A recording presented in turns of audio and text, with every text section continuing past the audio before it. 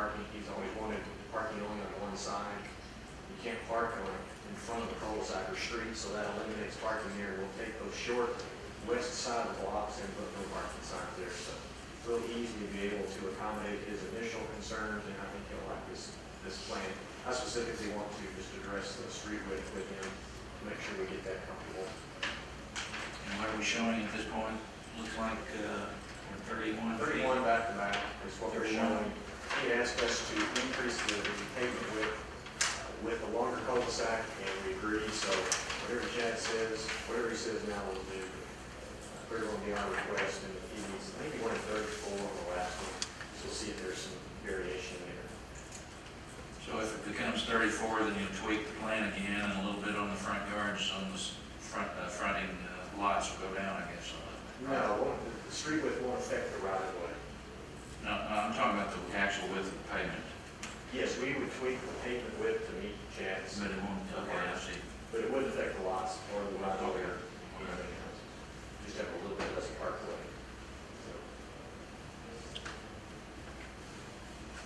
One thing I just want to also address, I know that there's some concern about filling in a pond.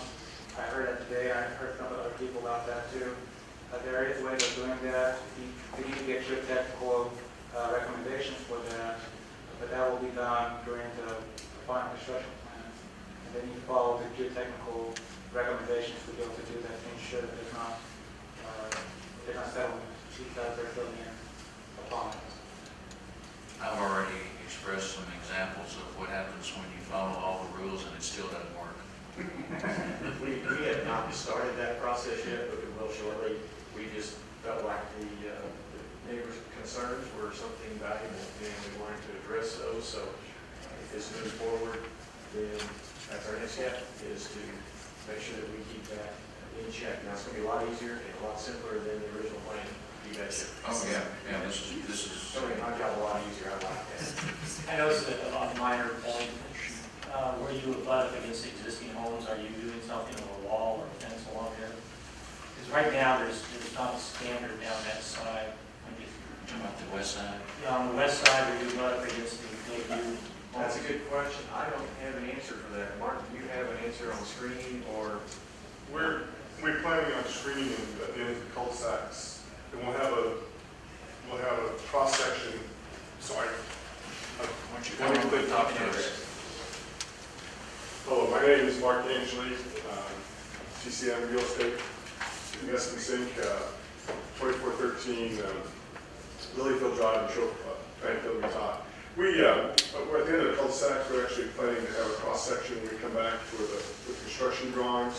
As you can see, what we are going to design for each of those, and we'll incorporate fencing along the entire path. But we want to incorporate it into the landscape design. Okay. So we'll actually have a landscape fence design plan when we come back. Any other questions for me? Okay.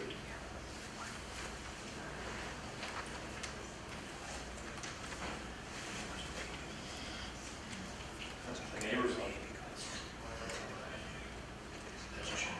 Yeah. Any other questions, comments?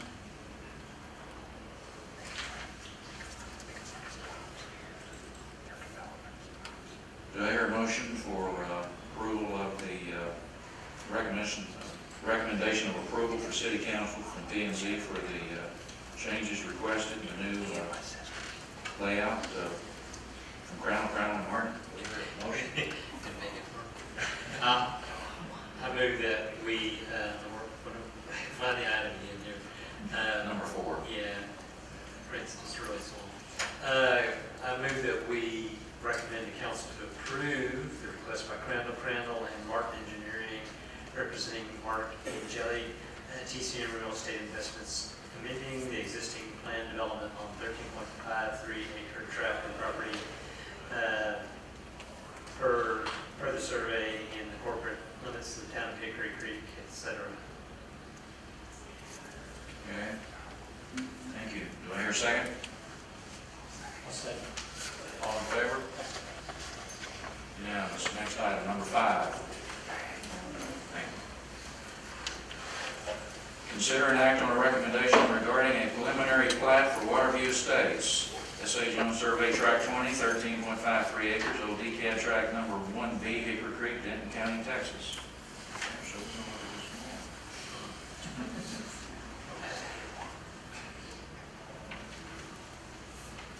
Let's see what Robert Half had to say about it. All right. Yes. We reviewed the plans for the preliminary plat and we complied with the zoning. And also once we get into everything looks like it's complying with the preliminary plat requirements. So we recommend approval of the preliminary plat. I'm looking at a letter here you wrote to Roger. Let's see. Yeah, mouse is spazzing out on me here. Are you talking? Basically, there's another date, August 29th. That's it, August 29th, yes. He actually addressed that, those comments, and Okay. so he addressed all the comments after that point, and we just sent another letter recommendation for the preliminary. Okay. Says here we recommend approval of preliminary plat pending approval of the proposed rezoning, which we just handled that. Okay, thank you. Sure. Do I hear a motion? Yeah, I move that we recommend council to approve preliminary plat for Waterview Estates, S.A. Jones Survey Tract 20, 13.53 acres, Old DCAD Tract number 1, Hickory Creek, Denton County, Texas. Your second? Second. All in favor? Unanimous. Number 6, discuss regarding clarification of storage classifications for RV and boat storage facilities pursuant to 2009 IBC and Fire Code.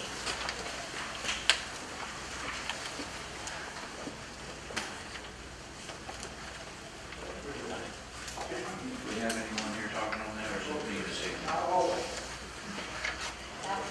That would be me. Okay. Ms. Brooks? Just for a note, the 2009 building codes that the council approved in August, they classified dry boat storage as S1. Really? Yes, That's it's included in your packet. Yes, and that's what, and Chad had reviewed it on this other project, and said his opinion was, from the email that I sent you, it would be S2. We think that that was based on the 2003. See, we were on 2003 building codes prior to this ordinance. I think that's probably true. We need to take another look at this and put this off till next month, and because we need to get the current code to review, and have Chad take another look at it. The current code, I had Gerber sent out over the page of the current code, which is the one that's included in the packet. Okay, That's one that's highlighted in yellow. Yes. let's see if I can find that with my mouse. I got it on page 64. So what's the ramifications of what is classified?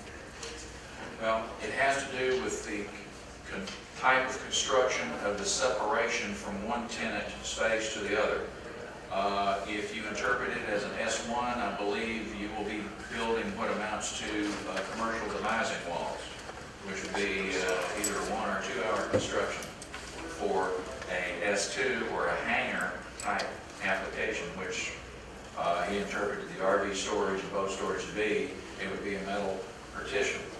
In other words, corrugated sheet metal, just like you would find at a hangar. Would it have to be rated? I mean, Yeah, is that as long as it's under 6,000 square feet. S2 is not rated? S2 is not rated as long as it's under 6,000 square feet. And the application was under 6,000 square feet. We need to revisit this again with the updated code. Right, because Lance, if I'm correct, I don't think we would be able to vary from what was adopted, correct? Unless we passed an amendment to that particular provision. Okay. Yes.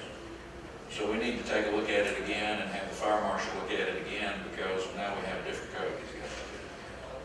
Okay. And this impacts the development on Main Street, Yes. what we decide. And no, because that's already been approved, it would be any future development. Is any future Any development? future development. Right, yes.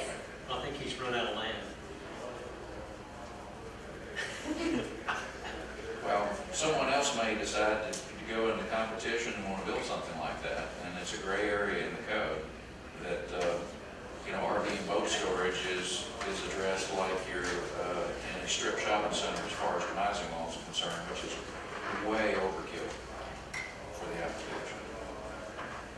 It's just not furniture, it's a motor home. Also, the combustibility rate is. It's got, I don't look and see.